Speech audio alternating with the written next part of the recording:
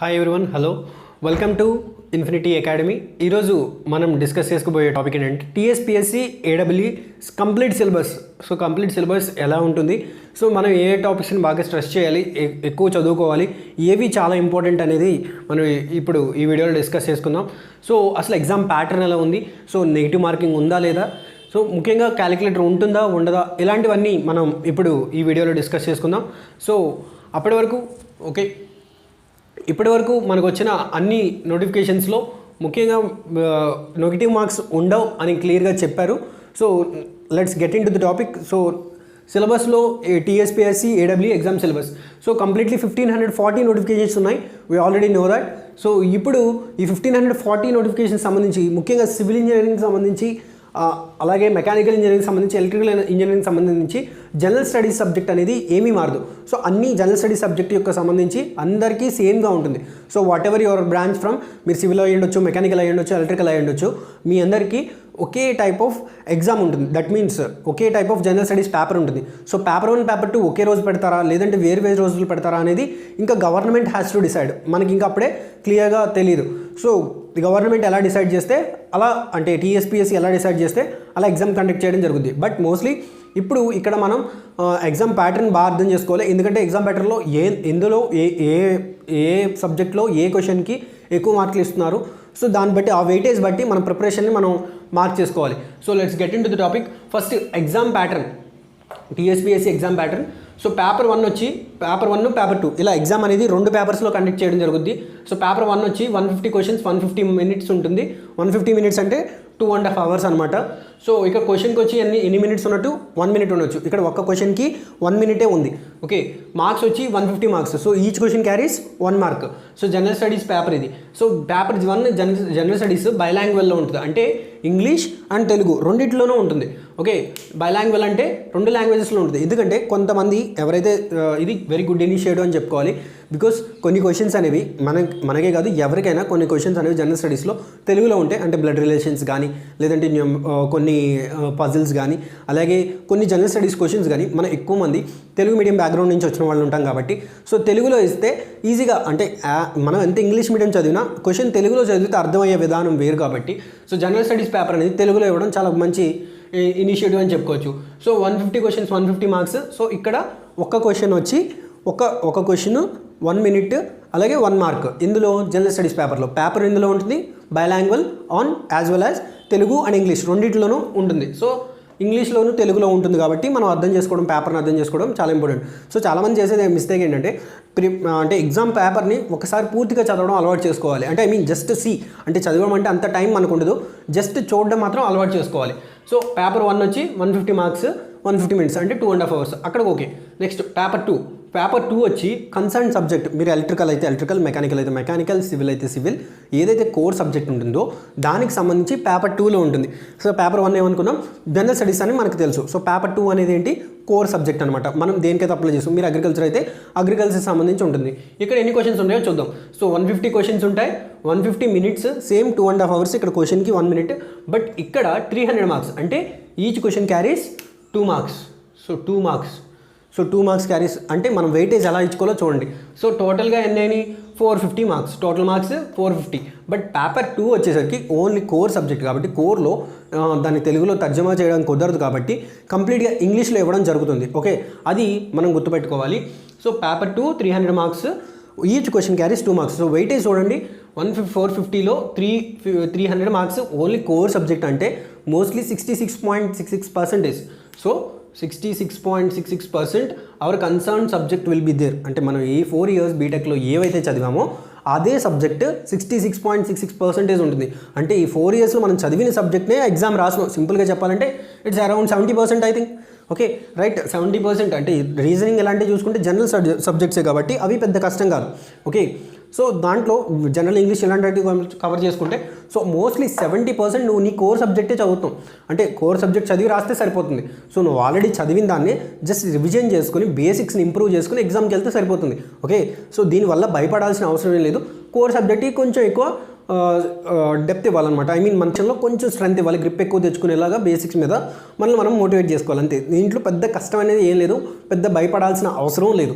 Okay, you need to, అంటే భయపడితే ఏముండదు కదా. సో ధైర్యంగా ఒక అడుగు ముందేసి ఇంకొంచెం ప్రిపేర్ అయ్యి ప్రాక్టీస్ చేస్తే maybe there will be chance, there will be factor of luck. Okay, ఇవన్నీ మనం ప్రిపరేషన్ స్ట్రాటజీలో క్లియర్గా మాట్లాడుకుందాం. సో ఇక్కడ each question have only 1 minute but 2 marks. So చాలా జాగ్రత్తగా ఉంటుంది. Okay, next total 450 marks and no interview. Best one is no interview procedure. అసలు ఇంటర్వ్యూ ప్రొసీజర్ అనేదే లేదు. ఓకే, ఒకప్పుడు ఇంటర్వ్యూ ఉంటే ఆ ఇంటర్వ్యూ డేట్ గురించి వెయిట్ చేయాలి, అక్కడ ఇంటర్వ్యూ అఫీషియల్స్ ఏం అడుగుతారని భయపడాలి. సో ఇదంతా కొంచెం స్టేజ్ ఫియర్ ఉన్న వాళ్ళకి కానీ, ఇంటరాక్షన్లో కొత్తగా ఇంటరాక్ట్ అవ్వడం అనేది కష్టంగా ఉన్న వాళ్ళకి కానీ చాలా ఇబ్బందిగా ఉండేది. But state government took a great decision, because gazetted పోస్ట్కి ఒకప్పుడు ఖచ్చితంగా ఇంటర్వ్యూ ఇస్ దేర్, 50 marksకి ఇంటర్వ్యూ ఉండేది. సో దాని మీద బేస్ అయ్యి కూడా రిక్రూట్మెంట్లో అటు ఇటు తర్జమాలు జరిగాయి. బట్ నా there is no interview procedure. So hats off for the government. So interview procedure పూర్తిగా తీసేసింది, దట్స్ వెరీ గుడ్. బట్ ఇంకోటి ఏంటంటే నెగిటివ్ మార్క్స్ లేవు. సో క్యాలిక్యులేటర్ ఉంటుందా లేదా అనేది పక్కన పెట్టి, క్యాలిక్యులేటర్ ఉంటుందా లేదంటే మోస్ట్లీ లేదనుకునే ప్రిపేర్ అవ్వండి. Because in case return test అయితే వాళ్ళు క్యాలిక్యులేటర్ని అలౌ చేయరు. ఓకే, సో మామూలు మామూలు మన సైంటిఫిక్ క్యాలిక్యులేటర్ని అలౌ చేయరు కాబట్టి మీరు లేదనుకుని మీ సొంత బ్రెయిన్స్ వాడి మనం డెవలప్ చేసుకునే, అంటే అలా మెంటల్ ఎబిలిటీ చేయడం వల్ల యాప్టిట్యూడ్లో కూడా మనం ఫాస్ట్గా చేస్తాం. సో మోస్ట్లీ ఇప్పటి వరకు ఆల్రెడీ క్యాలిక్యులేటర్కి అలవాటు పడిపోయి ఉన్నారు 4 సంవత్సరాలు, దాన్ని పక్కకు దోసేయండి. ఓన్లీ క్యాలిక్యులేటర్ లేకుండా ప్రిపేర్ అవ్వడానికి మాత్రమే ఆప్షన్ ఇవ్వండి. ఇది నా బెస్ట్ సజెషన్ అనమాట. సో ఏపీఎస్సీ ఏఈలో కూడా క్యాలిక్యులేటర్ ఉంటుందా లేదా అన్నారు, బట్ లాస్ట్లో క్యాలిక్యులేటర్ లేకుండానే ఎగ్జామ్ కండక్ట్ చేశారు. సో ఇన్ కేస్ మీకు అలాంటి ప్రాబ్లం రాకూడదని ముందుగానే చెప్తున్నాను. సో టీఎస్పీఎస్సీలో క్యాలిక్యులేటర్ ఉంటే బెటర్ అండ్ బెస్ట్, ఇంకా ఫాస్ట్గా చేస్తాం. లేకపోతే పరిస్థితి ఏంటి? సో అందుకని మనం క్యాలిక్యులేటర్ లేకుండానే ప్రిపేర్ అవ్వడానికి రెడీగా చేసుకోవాలి. సో నెగిటివ్ మార్క్స్ అనేవి ఉండవు. బట్ దీనివల్ల ఒక పాజిటివ్ ఉంది, మోస్ట్లీ రాని క్వశ్చన్స్ కూడా ట్రై చేయొచ్చు. బట్ సమ్వేర్ అంటే కొంతమందికి లక్ ఎక్కువ ఉండి ఎక్కువ మార్కులు రావచ్చు. సో దానికి మనం అక్కడ లక్ బీట్స్ ద టాలెంట్, అంటే కొన్ని చోట్ల లక్ అనేది టాలెంట్ బీట్ చేస్తుంది. బట్ టాలెంట్కి లక్ తోడైతే ఇంకా ఎంత బాగుంటుందో చూడండి. సో నెగిటివ్ మార్క్స్ లేవు కాబట్టి మీరు అన్ని ఆన్సర్ చేయడానికి అక్కడ అవకాశం ఉంటుంది. So 450 out of 450 questions answer చేయడానికి కూడా ఛాన్స్ ఉంటుంది. బట్ ఇన్ కేస్ మీరు కొంచెం ప్రిపేర్ అయితే ఆన్సర్ పెట్టే విధానం ఎంత లక్ ఉన్నా అన్ని క్వశ్చన్స్ 450లో 300 క్వశ్చన్స్ రైట్ అయిపోవు ఎవరివి. ఓకే, సో మీరు దాని గురించి భయపడక్కర్లేదు. ఎవరైతే ప్రిపేర్ అవుతున్నారో వాళ్ళకి కొంచెం ఎడ్జ్ ఉంటుంది. ఈ నెగిటివ్ మార్క్స్ లేకపోవడం అందరూ అనుకుంటారు ఏయో పెట్టేస్తే ఆన్సర్ వచ్చేస్తుంది అనుకుంటారు. బట్ ఎగ్జాక్ట్లీ ఆలోచిస్తే ఎవరైతే ప్రిపేర్ అవుతారో వాళ్ళకి ఈ నెగిటివ్ మార్క్స్ లేకపోవడం అనేది చాలా ఉపయోగపడుతుంది. ఎందుకంటే కొన్ని క్వశ్చన్స్ని ఆన్సర్ చేయడం వల్ల మనం భయపడుతూ ఉంటాం మార్క్స్ పోతాయేమో అని. బట్ ఈ కొంచెం అటు ఇటుగా ఒక క్వశ్చన్ అర్థమైతే కనుక దానికి ఆన్సర్ చేయడం మనం దగ్గరికి ఆన్సర్ చేస్తాం కాబట్టి చాలా బాగుంటుంది. ఓకే, సో నెక్స్ట్ సిలబస్ వచ్చేసరికి పేపర్ 1 జనరల్ స్టడీస్లో ఫస్ట్ ఇది current affairs, regional and international. So regional current affairs, regional and international. So మనం ఈ కరెంట్ అఫైర్స్కి సంబంధించి ఏం చదవాలంటే కనుక న్యూస్ పేపర్ రీడింగ్ అనేది అవసరం. బట్ మోస్ట్లీ ఇప్పుడున్న సిచ్యువేషన్లో న్యూస్ పేపర్ చదవడం చాలా పెద్ద, అంటే మోస్ట్లీ 30 pages 40 pages ఆలోపు మనం ఒక సబ్జెక్ట్ని దగ్గర చదవచ్చు. ఐ మీన్ అంత టైంని వెచ్చించే బదులు ఒక సబ్జెక్ట్లో ఒక చాప్టర్ చదివేసుకోవచ్చు. సో నేనేం చెప్తానంటే కరెంట్ అఫైర్స్, రీజనల్ అండ్ ఇంటర్నేషనల్కి మ్యాగజైన్స్ వస్తాయి, సపరేట్గా మీకు మ్యాగజైన్స్ వస్తాయి. దేనికంటే రీజనల్ అండ్ ఇంటర్నేషనల్ చాలా ఉన్నాయి. అంటే ఈ అకాడమీ అని నేను చెప్పను, అలాగే ఈ పబ్లిషర్ అని నేను చెప్పను, కానీ మీరు చూసుకోండి అన్ని టాపిక్స్ కవర్ అవుతున్నాయి. ముఖ్యంగా related to Telangana, it should be printed in Telangana. So related to Telangana ఉందా లేదా కరెంట్ అఫైర్స్ మనం చూసుకునేటప్పుడు ముఖ్యంగా చూడాల్సింది ఏంటంటే దాంట్లో ఎక్కడైనా తెలంగాణకు సంబంధించింది ఉందా. ఇప్పుడు టీ హబ్స్ ఉన్నాయి, అలాగే కొన్ని గవర్నమెంట్ కొత్త ఇనిషియేటివ్స్ తీసుకొస్తుంది, అలాగే సోలార్ ప్యానలింగ్ తీసుకొస్తుంది. సో ఇలాంటివి వేరే కంట్రీస్తో కానీ ఇంటర్నేషనల్గా నేషనల్గా మనకు వచ్చిన ఫండ్స్ కానీ, అలాగే గవర్నమెంట్ కొత్తగా సెంట్రల్ గవర్నమెంట్ ఏమైనా స్టార్ట్ చేస్తుందా, ఇలాంటి రిలేషన్స్ అని. రీజనల్ అంటే మన ఏరియాలో జరిగాయి. మన లేపాక్షి టెంపుల్ని మనం ఆల్రెడీ యునెస్కో గుర్తించడం జరిగింది. సో ఇలాంటివన్నీ అది ఎన్నో మాన్యుమెంట్, అది యునెస్కో గుర్తించిన వాటిలో ఎన్నో మాన్యుమెంట్. ఇలా ప్రతిదీ ఏదైతే తెలంగాణకు సంబంధించి రీజనల్ అంటే చాలా ఇంపార్టెన్స్ ఉంటుంది.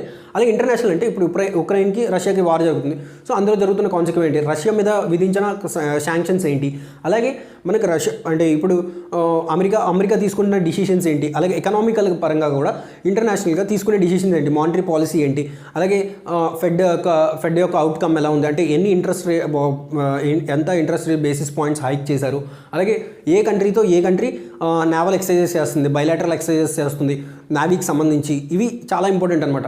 అండ్ స్పోర్ట్స్ విషయంలో కూడా ఇంటర్నేషనల్గా జరుగుతున్న గేమ్స్ ఏంటి, మన ఆసియా కప్ ఎక్కడ జరిగింది, ఇలాంటి చిన్న క్వశ్చన్స్ని ఇంటర్నేషనల్గా జరిగే ఈవెంట్స్ని మనం ప్రిపేర్ అవుతూ ఉండాలి. మోస్ట్లీ వీక్లీ మ్యాగజైన్స్ కానీ మంత్లీ మ్యాగజైన్స్ ఫాలో అవ్వడం చాలా మంచిది. Okay, monthly magazines or weekly magazines okay, weekly magazines కానీ మంత్లీ మ్యాగజైన్స్ కానీ ఫాలో అయితే కరెంట్ అఫైర్స్లో మనకు చాలా గ్రిప్ ఉంటుంది. Okay, and mostly focus on the Telangana also. తెలంగాణకు ఫోకస్ చేయడం, తెలంగాణ బడ్జెట్ కానీ తెలంగాణ సంబంధించి సోషల్ ఎకనామిక్ సర్వే, తెలంగాణకు సంబంధించి సర్వేస్ కానీ కొన్ని సర్వేస్ చేస్తూ ఉంటాయి. అందులో ర్యాంక్స్ ఇండిసెస్ వస్తాయి.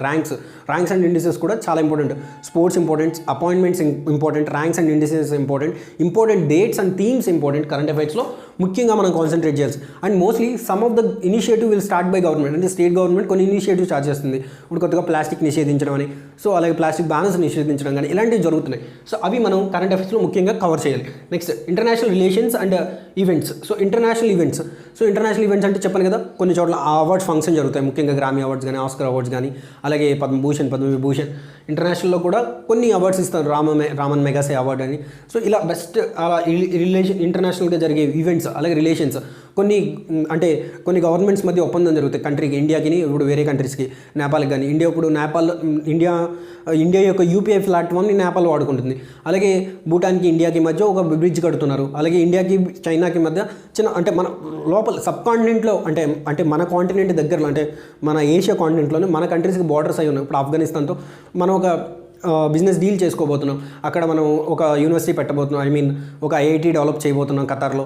సో ఇలాంటివన్నీ ఇంటర్నేషనల్ రిలేషన్స్ అనేవి చాలా ఇంపార్టెంట్. ముఖ్యంగా మన సబ్ కాంటినెంట్, బంగ్లాదేశ్తో కానీ, అటు ఉన్న మయన్మార్తో కానీ, ఇటు పైన ఉన్న భూటాన్తో కానీ, చైనాతో కానీ, ఆఫ్ఘనిస్తాన్తో కానీ, పాకిస్తాన్తో కానీ మనం పాకిస్తాన్తో ఎంత వార్ చేసినా మనం మనకి మధ్య రైసెస్ కానీ, షుగర్ కానీ, వీట్ కానీ ఇలాంటివి ఇంపోర్ట్ చేయడం జరుగుతుంది. సో అలాంటివి కూడా చాలా ఇంపార్టెంట్ అనమాట. ఇవన్నీ ఇంటర్నేషనల్ ఈవెంట్స్ అంటారు. Next third one is general science and technology. So general science అంటే ఏంటంటే, జనరల్ సైన్స్ అంటే మన ఫిజిక్స్ కానీ, కెమిస్ట్రీ, బయాలజీ ఏవైతే చదువున్నామో అవే ముఖ్యంగా మనం గుర్తుపెట్టుకోవాల్సింది. అవే చాలా ఇంపార్టెంట్. బయాలజీ, కెమిస్ట్రీ, సో ఇవి చాలా ఇంపార్టెంట్ మనం చదవాల్సినవి. సో బేసిక్ అవి 10th, 8th, 9th, 10th class వరకు ఏవైతే ఉంటాయో అవి మాత్రమే ఉంటాయి. దాంట్లో పెద్ద కష్టంగా ఏ ఉండవు. బట్ బేసిక్స్ని మనం అర్థం చేసుకోవడం ఇంపార్టెంట్. అలాగే general science and technology. So science and technology అంటే ఏంటంటే, ఇస్రో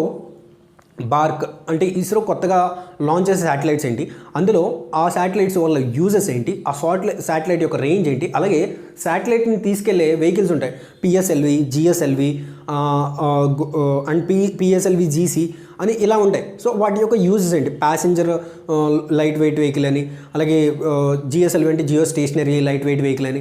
సో వీటి యొక్క యూజెస్ ఏంటి, అలాగే అందులో తీసుకెళ్లే శాటిలైట్ యొక్క యూజెస్ ఏంటి, అది ఎప్పటి వరకు పనిచేస్తుంది, ఆ శాటిలైట్స్ ఎన్ని క్యారీ చేశారు. అంటే ఈ మధ్య పిఎస్ఎల్వి C-51 అనేది ఎక్కువ నెంబర్ ఆఫ్ శాటిలైట్స్ని క్యారీ చేయడం జరిగింది. సో అది ఎన్ని క్యారీ చేసింది, ఎంత దూరం తీసుకెళ్ళింది. సో ఇలాంటివి చాలా ఇంపార్టెంట్ అనమాట సైన్స్ అండ్ టెక్నాలజీలో. మన కంట్రీ వేరే కంట్రీస్తో బాండ్ అయ్యి కొన్ని రాకెట్స్ తయారు చేయడం జరుగుతుంది. కొన్ని దేశాలకు సంబంధించిన రాకెట్స్ తీసుకెళ్ళడం జరుగుతుంది. అలాగే సైన్స్ అండ్ టెక్నాలజీలో క్యూరియాసిటీ అనే రోవర్ మార్స్లో లాంచ్ చేయడం జరిగింది. అక్కడ ఫస్ట్ ఎగిరిన ఆ హెలికాప్టర్ ఏంటి, స్మాల్ హెలికాప్టర్ ఏంటి, దాన్ని ఇంజెన్యూటీ అంటాం దాన్ని. సో ఇలా ప్రతిదీ అలా సైన్స్ అండ్ టెక్నాలజీలో మనం ముఖ్యంగా గ్రాస్ప్ చేయాల్సింది అది. జనరల్ సైన్స్లో ఫిజిక్స్, కెమిస్ట్రీ, బయాలజీ చదవాలి. బయాలజీ అనేది చాలా ఇంపార్టెంట్. డిసీజెస్ గురించి కానీ, అలాగే మెయిన్గా డిసీజెస్ మనం కవర్ చేయాలి. ఈ మధ్యన కరోనా ఈ ఎఫెక్ట్లో డిసీజెస్, అలాగే ఇమ్యూనిటీ కానీ, విటమిన్స్ కానీ, అలాగే జియాలజీకి సంబంధించి కానీ, ఫాదర్స్ ఎవరు అవన్నీ. సో ఇవి జనరల్ సైన్స్ అండ్ టెక్నాలజీలో. Next environmental issues and disaster management. Environmental issues అంటే మనకు తెలుసు. So environmental issues, so air pollution, water pollution, అలాగే ల్యాండ్ పొల్యూషన్, వీటి గురించి ఎన్విరాన్మెంటల్ ఇష్యూస్ గురించి చూడాలి. ఎన్విరాన్మెంటల్ ఇష్యూస్లో మనం ముఖ్యంగా గుర్తుపెట్టుకోవాల్సింది అంటే బాసెల్ కన్వెన్షన్ అంటే ఏంటి. కొన్ని కన్వెన్షన్స్ ఉంటాయి. మోనోట్రల్ ప్రోటోకాల్ దేని గురించి, ఓజోన్ లేయర్ డిప్లేషన్ గురించి. అసలు బాసెల్ కన్వెన్షన్ దేనికి జరిగింది, అసలు ఎక్కడ జరిగింది. సో మోనోట్రల్ ప్రోటోకాల్ అనేది జెనీవాలో జరిగింది. బాసెల్ కన్వెన్షన్ ఎక్కడ జరిగింది, బాసెల్లోనే జరిగింది. సో దానికని అది హజార్డస్ వేస్ట్ వేయకూడదు కాబట్టి. సో అలా ప్రతిదీ కన్వెన్షన్స్, ఎన్విరాన్మెంటల్ ఇష్యూస్, అలాగే కన్వెన్షన్స్. పొల్యూషన్ దేని వల్ల జరుగుతుంది, అలాగే ఎయిర్ పొల్యూషన్ ఏ రేంజ్ దాటితే 0 to 20 డెసిబెల్స్, 20 to 2000 డెసిబెల్స్, ఎన్ని కిలో హెడ్స్, మెగా హెడ్స్ దాటితే పొల్యూషన్ అంటాం. ఎయిర్లో ఎంత పీపీఎం ఉండాలి, అంటే పొల్యూషన్ యొక్క పీపీఎం అనేది లెవెల్స్ అనేవి ఎలా ఉండాలి. కార్బన్ మోనాక్సైడ్ ఇందులో కొన్ని ఉంటాయి. ప్రైమరీ పొల్యూటెంట్స్, అలాగే సెకండరీ పొల్యూటెంట్స్ అని ఇలా ఉంటాయి. సో వాటిలో మోస్ట్ డేంజరస్ పొల్యూటెంట్ ఏంటి, CO అనేది, కార్బన్ మోనాక్సైడ్ అనేది చాలా గ్రేట్ పొల్యూటెంట్ అని. సో ఇది కూడా మన ఎన్విరాన్మెంటల్ ఇష్యూస్లో చూసుకోవాలి. Next disaster management and mitigation. So disaster management అంటే, డిజాస్టర్ మేనేజ్మెంట్ మనం చదివేటప్పుడు యాక్చువల్లీ డిజాస్టర్స్లో ఏమేమి టైప్స్ ఉంటాయి ఫస్ట్ గుర్తుపెట్టుకోవాల్సింది. Classification of disasters, man made disasters and normal disasters. So అలాగే డిజాస్టర్స్లో మళ్ళీ కొన్ని నోడల్ ఏజెన్సీస్ ఉంటాయి. అలాగే వల్నరబిలిటీ ప్రొఫైల్ ఉంటుంది. అంటే చాలా డిజాస్టర్ మేనేజ్మెంట్ అని చాలా చిన్న సబ్జెక్ట్, బట్ మోస్ట్లీ ఎక్కువ నెంబర్ ఆఫ్ క్వశ్చన్స్ని మనం ఈజీగా ఆన్సర్ చేస్తాం అనమాట. డిజాస్టర్ మేనేజ్మెంట్లో వచ్చే క్వశ్చన్స్ చాలా ఈజీ. అలాగే డిజాస్టర్ మేనేజ్మెంట్లో చాలా జనరల్గా అడిగాయి, కానీ కొన్ని డేట్స్ అడుగుతాడు. అంటే ఇప్పుడు కత్రీనా తుఫాన్ అనేది ఎప్పుడు వచ్చింది, అలాగే కొన్ని హుదూద్ తుఫాన్ అనేది ఎప్పుడు వచ్చింది, బోలో తుఫాన్ అనేది బంగ్లాదేశ్ని ఎప్పుడు హిట్ చేసింది 1965. సో ఇలాగా disaster management and mitigation procedure. So మిటిగేషన్లో నెక్స్ట్ ఇది డిజాస్టర్లో ఎన్ని టైప్స్ ఉంటాయి, సైక్లోన్స్ ఉంటాయి, ఫ్లడ్స్ ఉంటాయి, అలాగే డ్రాట్స్ ఉంటాయి, ఎర్త్క్వేక్స్ ఉంటాయి. సో ఎర్త్క్వేక్స్ యొక్క కారణం, ఈ అన్నిటికీ కారణాలు ఏంటి, వాటి యొక్క బ్యాక్గ్రౌండ్ ఏంటి, అంటే ఐ మీన్ వాటి జరిగిన తర్వాత జరగక ముందు ఏం చేయాలి, జరిగిన తర్వాత ఏం చేయాలి, అలాగే ఎటువంటి మిటిగేషన్ ప్రాసెస్ తీసుకుంటే మనం నష్టాన్ని తగ్గించవచ్చు. అలాగే స్టేట్ డిజాస్టర్ మేనేజ్మెంట్ అథారిటీ ఉంటుంది, నేషనల్ డిజాస్టర్ మేనేజ్మెంట్ అథారిటీ ఉంటుంది, అలాగే డిస్ట్రిక్ట్ మేనేజ్మెంట్ అథారిటీ ఉంటుంది. సో వీటిలన్నింటికి హెడ్ ఎవరు, నేషనల్ డిజాస్టర్ మేనేజ్మెంట్లో authority head prime minister, state డిజాస్టర్మెంట్లో హెడ్ చీఫ్ మినిస్టర్, డిస్ట్రిక్ట్ వచ్చేసరికి కలెక్టర్ అండ్ అక్కడున్న జెడ్పీసీఓ, వీళ్ళు కూడా జిల్లా పరిషత్ చైర్మన్, వీళ్ళు హెడ్గా ఉంటారు. సో ఇలా హైరార్కీ కానీ, అలాగే టీమ్స్ ఉంటాయి, నెంబర్ ఆఫ్ టీమ్స్, ఎన్డీఆర్ఎఫ్ అని, అలాగే ఎస్డీఆర్ఎఫ్ అని, స్టేట్ డిజాస్టర్ రెస్పాన్స్ ఫోర్స్ అని, నేషనల్ డిజాస్టర్ రెస్పాన్స్ ఫోర్స్ అని, అందులో కొన్ని వింగ్స్ ఉంటాయి, బీఎస్ఎఫ్ ఎన్ని ఫోర్సెస్ ఉంటాయి, అవి ఎన్ని దళాలు ఉంటాయి, అంటే ఐ మీన్ ఎన్ని బ్రాంచెస్ ఉంటాయి వాటిలో, అలాగే ఇండస్ట్రియల్ ఐఏఎస్ఎఫ్ అని. సో ఇలాంటివన్నీ ఎన్విరాన్మెంటల్ ఇష్యూస్ డిజాస్టర్ మేనేజ్మెంట్లో మనం ముఖ్యంగా డిజాస్టర్ మేనేజ్మెంట్లో చాలా easy topic and mostly gaining marks scoring topic అనమాట. Next economy of India and Telangana state. So economy of India అంటే ముఖ్యంగా గుర్తుపెట్టుకోవాల్సింది 5 year ప్లాన్స్ అనేవి చాలా ఇంపార్టెంట్. అలాగే ఎకనామీ బిఫోర్ 1947 ముందు ఎలా ఉండేది, డ్రెయిన్ థియరీ గురించి చెప్పింది ఎవరు, నవరోజీ. అంతకుముందు అలా మ్యాక్రో ఫ్యాక్టర్స్ కొన్ని, జీడిపి అంటే ఏంటి, జిఎన్పి అంటే ఏంటి, ఎన్ఎన్ఐపి అంటే ఏంటి, ఇంటర్నేషనల్ మానిటరీ ఫండ్ నుంచి వచ్చే డబ్బులు ఎలా చేస్తారు, రివర్స్ రెపో రేట్ అంటే ఏంటి, రెపో రేట్. ముఖ్యంగా ఎకనామీ గురించి చదివేటప్పుడు మనం ముఖ్యంగా గుర్తుపెట్టుకోవాల్సింది స్టాటిక్ని డైనమిక్గా లింక్ చేయడం చాలా ఇంపార్టెంట్. ఓకే, స్టాటిక్ ఎంత ఇంపార్టెంటో, అంటే ఉన్న సబ్జెక్ట్ని అండర్స్టాండింగ్ చేసుకోవడం ఎంత ఇంపార్టెంటో, దానితో పాటు ఎకనామీలో మనం యాడ్ చేసుకోవాల్సింది టాపిక్స్ ఉంటాయి. ఇప్పుడు రివర్స్ రెపో రేట్ గురించి చదువుతున్నాం, అలాగే బడ్జెట్ గురించి చదువుతున్నాం. బడ్జెట్ అనేది 156 ఆర్టికల్ ప్రకారం మనం బడ్జెట్ ఇన్వాల్వ్ చేస్తాం. సో ఆ బడ్జెట్లో ఎన్ని వస్తున్నాయి, ఐ మీన్ బడ్జెట్లో ఎలా కేటగరైజ్ చేస్తున్నారు, వేటికి ఎంత ఇస్తున్నారు. ఓకే, ఒక బడ్జెట్ని స్టార్ట్ చేసినట్టు ఎంతమందికి ఎలాంటి అలొకేషన్స్ ఇస్తున్నారు, అవి ఎవరెవరు ఇస్తున్నారు. సో ఇవన్నీ అంటే బడ్జెట్ ఇంట్రడ్యూస్ చేయడానికి ఏ ఆర్టికల్లో ఏ టైప్స్ ఆఫ్ బడ్జెట్ ఉంటుంది, ఇంట్రీమ్ బడ్జెట్ ఉంటుంది, అలాగే ప్రీవియస్ బడ్జెట్ని బేస్ చేసుకుని ఇచ్చే బడ్జెట్స్ ఉంటాయి. సో ఇలా నెంబర్ ఆఫ్ బడ్జెట్స్ టైప్స్ ఉంటాయి. సో ఆ బడ్జెట్ టైప్స్ అనేవి ఎలా ఇస్తున్నారు, అంటే ఇప్పుడు ఇచ్చిన బడ్జెట్ ఎలాంటి జనరల్ బడ్జెటా, లేదంటే ఇంట్రీమ్ బడ్జెటా, లేదంటే ఓవర్ ఎక్స్పెండిచర్ బడ్జెటా, అంటే రెవెన్యూకి ఎక్స్పెండిచర్కి మధ్య లింక్. ఇవన్నీ ఇప్పుడు చదివిన దాన్ని అంటే స్టాటిక్గా చదువుతాం, అంటే సబ్జెక్ట్ చదువుతాం, దానికి ఇంటర్లింక్ చేసుకుంటే ఇంకా బెటర్గా గుర్తుపెట్టుకోవడానికి మనకి అవకాశాలు ఉంటాయి. Okay, next geography. ఇక్కడ తెలంగాణకు సంబంధించి ఎకనామీ అంటే తెలంగాణకు సంబంధించి బడ్జెట్ ఒకటి చాలా ఇంపార్టెంట్. అలాగే జీడిపి ఎంత వస్తుంది, తెలంగాణ జీడిపి ర్యాంక్ ఎంత ఉంది ఇండియన్ స్టేట్స్లో పోల్చుకుంటే, అలాగే నీతి ఆయోగ్ ఇచ్చే ర్యాంక్స్ ఉంటాయి. సో అవి ఎంత ఇస్తుంది, ఇది చాలా ఇంపార్టెంట్ అనమాట, economy of India and Telangana. So India ranks కూడా ఇంపార్టెంట్ అనమాట. ఎకనామీ వైజ్గా మనం పవర్టీలో ఎక్కడ ఉన్నాం, అలాగే దీంట్లో ఎక్కడ ఉన్నాం, ఇలాగే హ్యూమన్ డెవలప్మెంట్ ఇండెక్స్లో ఎక్కడ ఉన్నాం, సస్టైనబుల్ డెవలప్మెంట్ గోల్స్, ఇవన్నీ కూడా ఎకనామీ ఆఫ్ ఇండియాలో మనం, అలాగే తెలంగాణ స్టేట్లో కూడా ఇక ఎకనామీ ఆఫ్ ఇండియాకి ఏం చదువుతామో తెలంగాణ స్టేట్. అలాగే Telangana state one compare to other states ఇండియాలో ఎక్కడ ఉంది, సో డిఫరెంట్ ప్రొడక్షన్స్, అలాగే సోషల్ ఎకనామిక్ సర్వేలో డిఫరెంట్ ప్రొడక్షన్స్ వస్తాయి, అవన్నీ ఎక్కడ ఉన్నాయనేది చాలా important. Next geography of India and Telangana state. So geography of India and Telangana state అంటే మనకు తెలుసు. సో రెయిన్ఫాల్ ఎలా ఉంది, అలాగే జాగ్రఫీ ఆఫ్ ఇండియాలో సో ఫస్ట్ నైసర్గిక స్వరూపం ఎక్కడుంది, location and size. So when compare to వరల్డ్లో మనం ఎంత పర్సెంటేజ్ ఆక్యుపై చేసాము అది ఇంపార్టెంట్. పాపులేషన్ చూసుకోవాలి, అంటే census of 2011 is also important. ఇంకా అడుగుతున్నారు సెన్సస్ ఆఫ్ 2011 ప్రకారం లిటరసీ రేట్ ఎంత, మన ఎంత ఏరియా కవర్ అయిందని.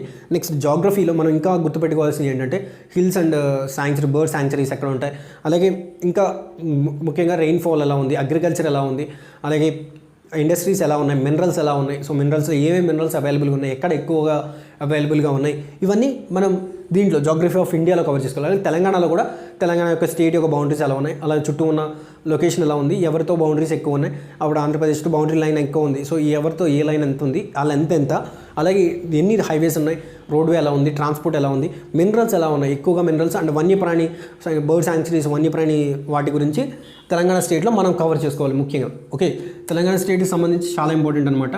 సో ఏమైనా యునెస్కో గుర్తింపు చెందిన వెట్లాండ్స్ కానీ ఇవి కానీ అవి చాలా ముఖ్యంగా అడుగుతూ ఉంటారు. నెక్స్ట్ పాలిటీ ఆఫ్ ఇండియా తెలుసు మన పాలిటీ గురించి.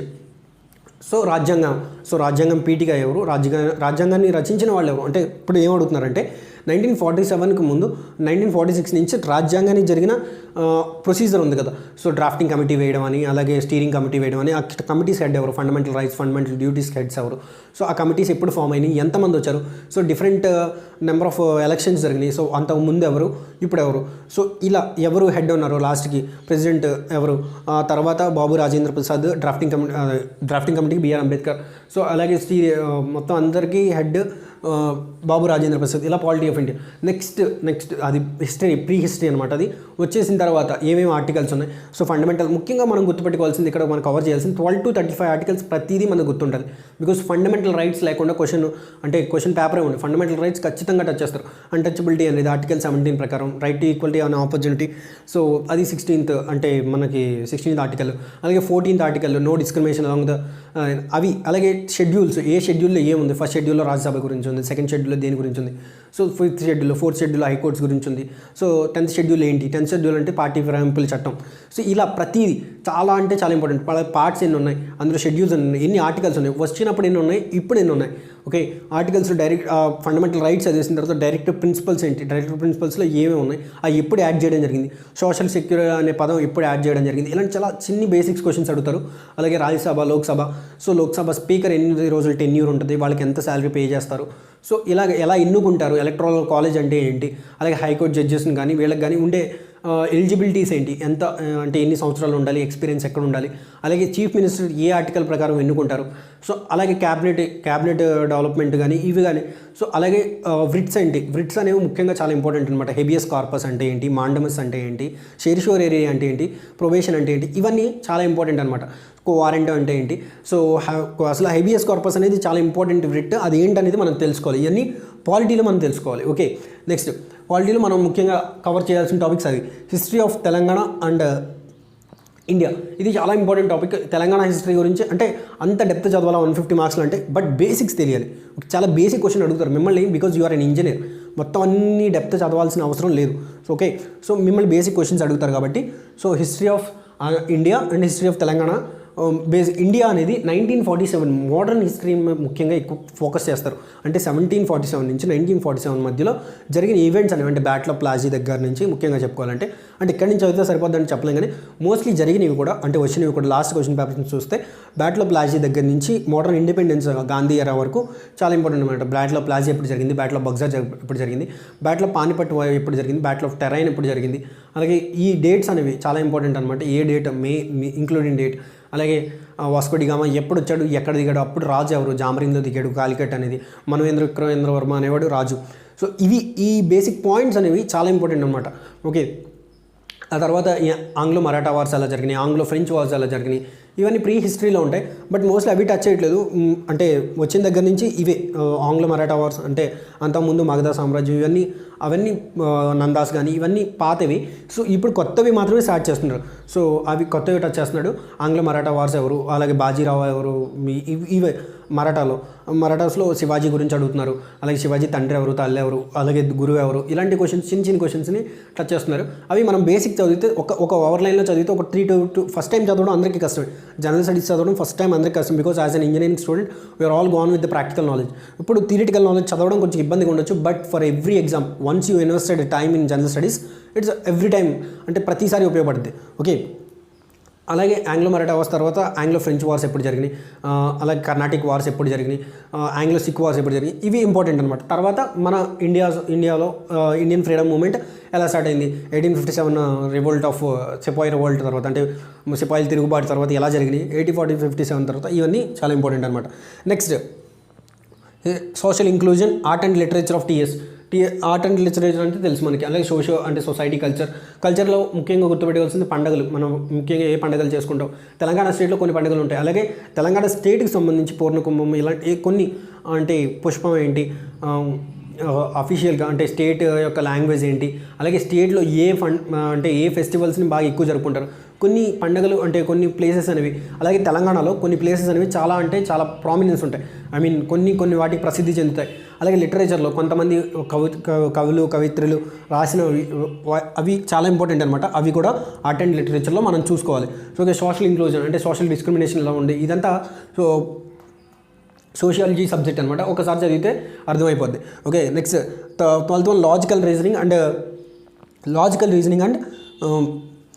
డేటా ఇంటర్ప్రిటేషన్ అనేది చాలా ఇంపార్టెంట్. దీనికి సంబంధించి ఒక 5 మార్క్స్ to 7 మార్క్స్ ఈజీగా వస్తాయి. డేటా ఇంటర్ప్రిటేషన్ అంటే పై చార్ట్స్ కానీ, సర్క్యులర్ చార్ట్స్ కానీ, అలాగే హిస్టోగ్రామ్స్ కానీ, వీటిలన్నింటినీ ఎలా అనలైజ్ చేయాలి, ఒక ఇయర్కి ఇంకో ఇయర్కి ఎలా కంపారిజన్ చేయాలి, పెద్ద పెద్ద టేబుల్స్ ఇచ్చేసి ఏ ఇయర్లో పెరిగింది, ఏ ఇయర్లో తగ్గింది, ప్రొడక్షన్ అండ్ సేల్స్ ఇస్తారు, జనాభా ఇస్తారు.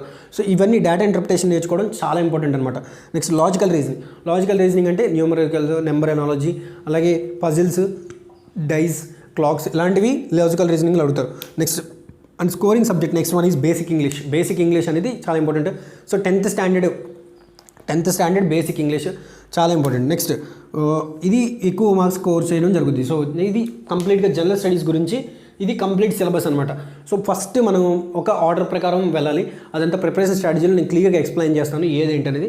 But remember current affairs, international relations and ఇవి చాలా ఇంపార్టెంట్. ఎక్కువ మార్క్స్ని ఇచ్చే అవకాశం ఉంటుంది కరెంట్ అఫైర్స్. బట్ ఎప్పుడు ఇలాగే ఉంటుందని చెప్పలేం, కానీ ఒక్కొక్కసారి ఒకలా ఉంటుంది పేపర్ డిజైన్ అనేది.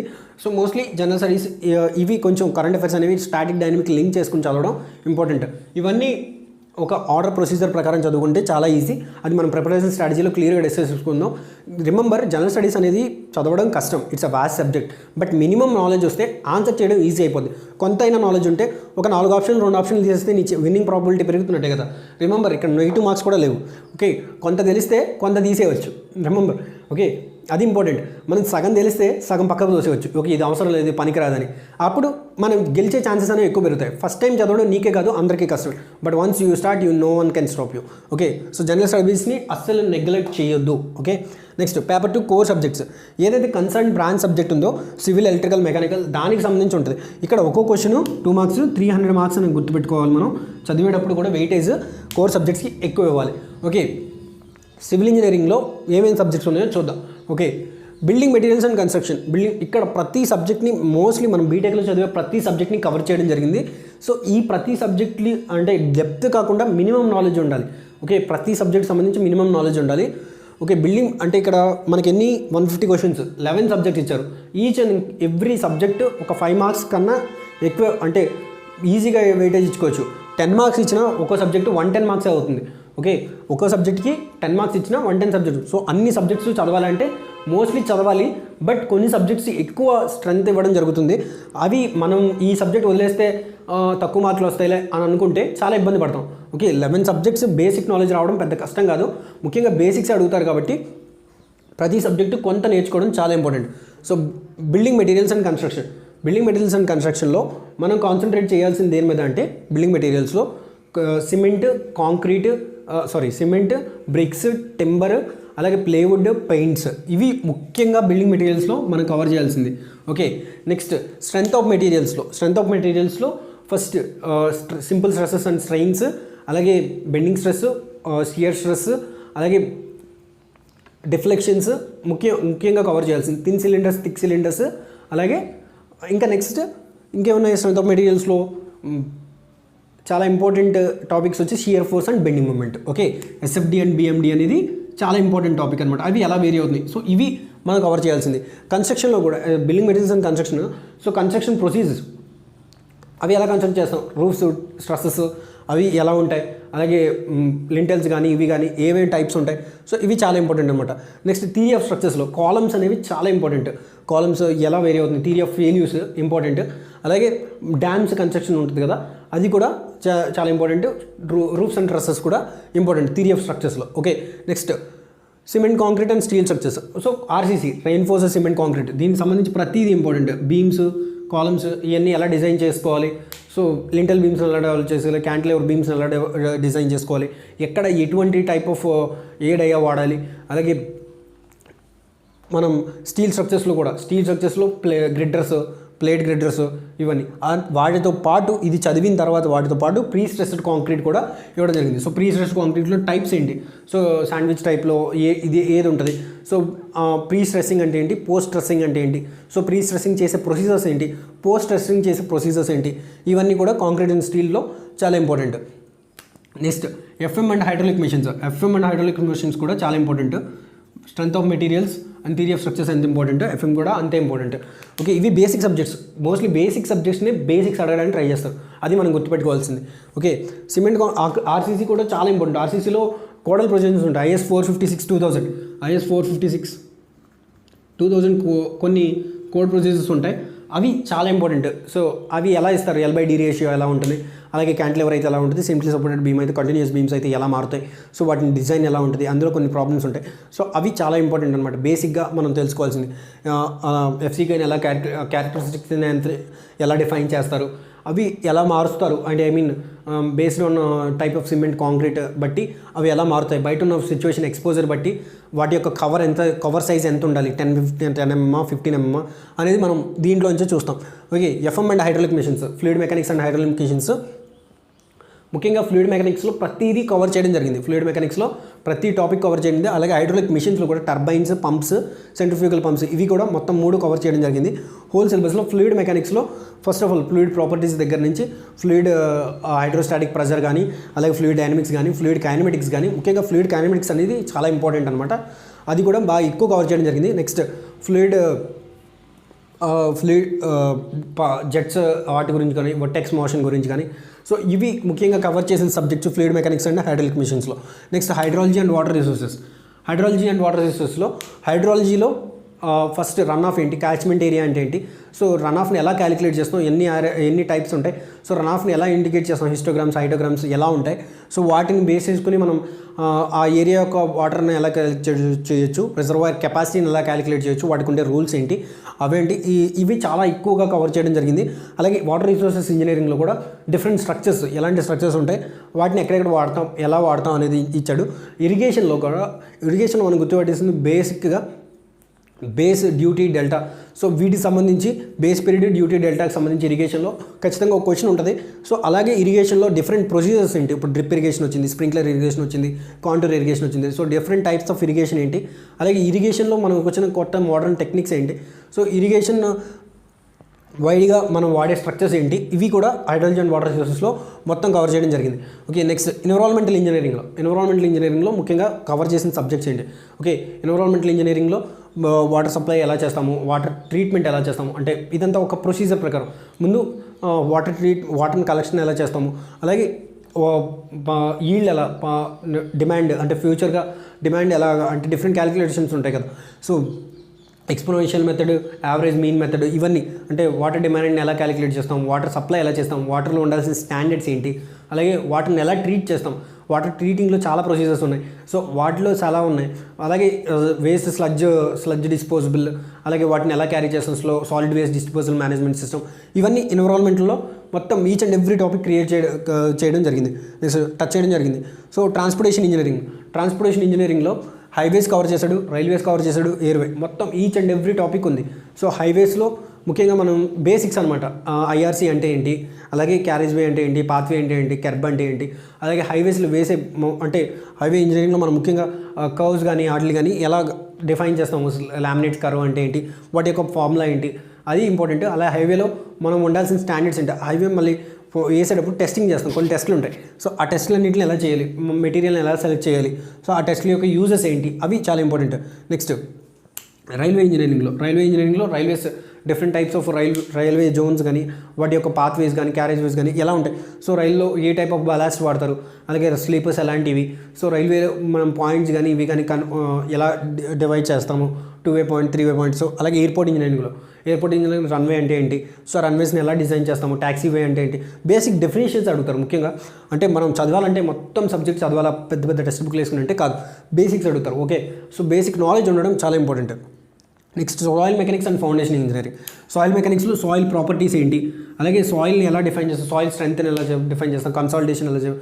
సాయిల్ మెకానిక్స్ ల్యాబ్లో మనం చేసే టెస్టుల్లో ప్రతి టెస్ట్ గురించి తెలుసుకోవడం చాలా ఇంపార్టెంట్. సో వాటిని బేస్ చేసుకుని ట్రయాక్సియల్ స్ట్రెస్ అంటే ఏంటి, సాయిల్ అనేది ఎలా బేర్ చేస్తుంది, బేరింగ్ కెపాసిటీ ఎలా వేరీ అవుతుంది, అలాగే వాటి యొక్క ప్రాపర్టీస్ ఎలా మారుతూ ఉంటాయి టైం టు టైం, వాటర్తో పాటు వీటితో పాటు, అందులో ఉండే వాటర్ కాంటెంట్, వాయిడ్ రేషియో, అలాగే సాయిల్స్ని ఎలా క్లాసిఫై చేసాం, టైప్స్ ఆఫ్ సాయిల్స్ని ఎలా క్లాసిఫై చేసాం, అలాగే సాయిల్ స్ట్రెంత్ని ఎలా అనలైజ్ చేస్తాం, బేసిక్ క్వశ్చన్సే ఉంటాయి.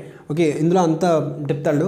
Next foundation engineering different types of foundations ఏంటి, సో సాయిల్ బేరింగ్ కెపాసిటీ ఎలా చేస్తాం, ఏ టైప్ ఆఫ్ సాయిల్కి ఎక్కడ ఎటువంటి ఫౌండేషన్ వాడాలి, ఫౌండేషన్ ఇంజనీరింగ్ సంబంధించి కంప్లీట్ సిలబస్ని ఇవ్వడం జరిగింది. అందులో బేసిక్స్ తెలిస్తే సరిపోతుంది.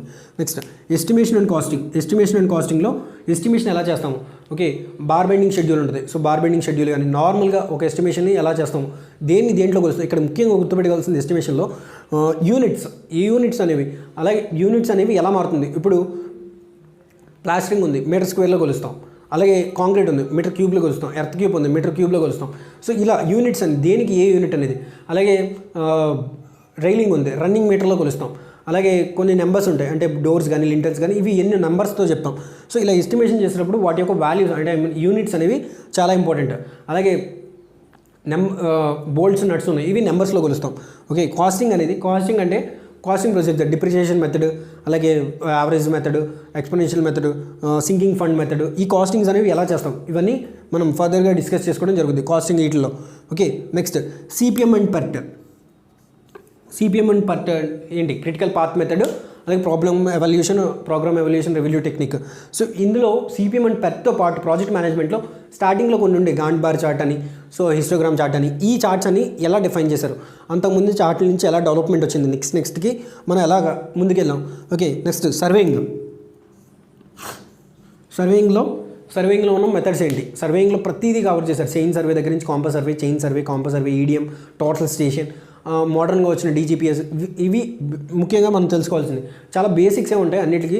అలాగే థియోడలైట్ సర్వేయింగ్లో డిఫరెన్షియల్ సర్వేయింగ్ ఎలా చేస్తాము, ఒక కొత్త టాక్యోమెట్రిక్ సర్వేయింగ్ ఎలా చేస్తాము, వాటికి సంబంధించి బేసిక్స్ ముఖ్యంగా కవర్ చేశాడు సర్వేయింగ్లో. ఓకే, ఇవి సర్వేయింగ్లో ఈడిఎస్. ఇక్కడ మనం ముఖ్యంగా గుర్తుపెట్టుకోవాల్సింది ఏంటంటే each question carries 2 marks. Core సబ్జెక్ట్లో ఒక్కో క్వశ్చన్ 2 మార్క్స్ ఉంటాయి. ఇవి ముఖ్యంగా చేయాల్సింది. ఇందులో మనం ఒక ఆర్డర్ ప్రకారం చదవాలి, ఎలా చదవాలి ఏంటి అనేది మనం కంప్లీట్గా ప్రిపరేషన్ స్ట్రాటజీలో క్లియర్గా మాట్లాడుకుందాం. But for the time being నేను ఎక్కువగా ఇంపార్టెన్స్ ఇచ్చేది ఈ నోటిఫికేషన్స్కి నా పర్సనల్గా strength of materials, fluid mechanics, transportation engineering, soil mechanics and surveying, cement mortar. These are the most subjects. Okay, SM cement concrete చదివినప్పుడు బీఎంసీలో మోస్ట్లీ కవర్ అయిపోద్ది కాబట్టి కంప్లీట్గా బీఎంసీ బిల్డింగ్ మెటీరియల్స్కి ఎక్కువ వెయిటేజ్ ఇవ్వాలి. నెక్స్ట్ ఫ్లూయిడ్ మెకానిక్స్కి, స్ట్రెంత్ ఆఫ్ మెటీరియల్స్కి and geotechnical ఇంజనీరింగ్కి ముఖ్యంగా మనం ఎక్కువ ఇవ్వాలన్నమాట. సో ఇక్కడ ఈచ్ క్వశ్చన్ క్యారీస్ 2 మార్క్స్ కాబట్టి కొంచెం ఎక్కువ ఫోకస్ అనేది సివిల్ ఇంజనీరింగ్ మీద పెట్టాలి. అండ్ పేపర్ 1 మీద కూడా ఈక్వల్లీ ఇంపార్టెంట్. అంటే ఇప్పుడు పేపర్ 1లో ఎక్కువ క్వాలిఫై అంటే ఎక్కువ చేసి ఎక్కువ ప్రిపేర్ అయ్యి పేపర్ 2లో తక్కువ ప్రిపేర్ అయ్యి అలా కూడా ఉండకూడదు. బ్యాలెన్స్డ్గా ఉంటే మ్యాక్సిమం ఇంకొంచెం పేపర్ 2కి ఎక్కువ ఇంపార్టెన్స్ ఇవ్వాలి. సో అవన్నీ మనం ప్రిపరేషన్ స్ట్రాటజీలో మాట్లాడుకుందాం. ఇది కంప్లీట్ సిలబస్ గురించి టీఎస్పీఎస్సీ ఏడబ్ల్యూ ఎగ్జామ్ సంబంధించి. If any doubts and queries కింద కామెంట్ సెక్షన్లో మెన్షన్ చేయండి. ఒకవేళ నా ఎక్స్ప్లెనేషన్ నచ్చినట్టు కనుక ఛానల్ సబ్స్క్రైబ్ చేసుకోండి. అలాగే కింద ఏమైనా మీకు డౌట్స్ ఉంటే కనుక కింద కామెంట్ సెక్షన్లో ఉన్న కామెంట్స్ బాక్స్లో మనం మెన్షన్ చేయండి, నేను రిప్లై ఇవ్వడానికి ట్రై చేస్తాను. అలాగే నా ఎక్స్ప్లెనేషన్ నచ్చినట్టు కనుక లైక్ చేయండి. So thank you guys, thank you for watching.